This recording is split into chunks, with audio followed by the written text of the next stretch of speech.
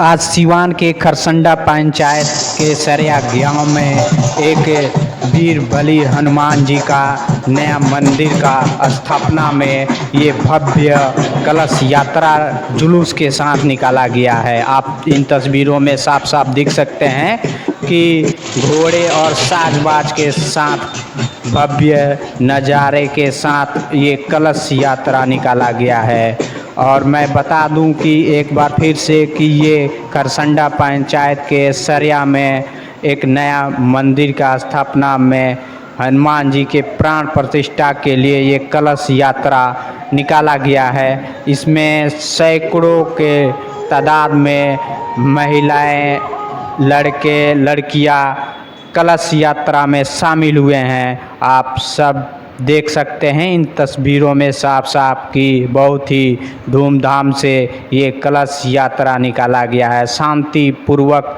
कलश यात्रा में लोग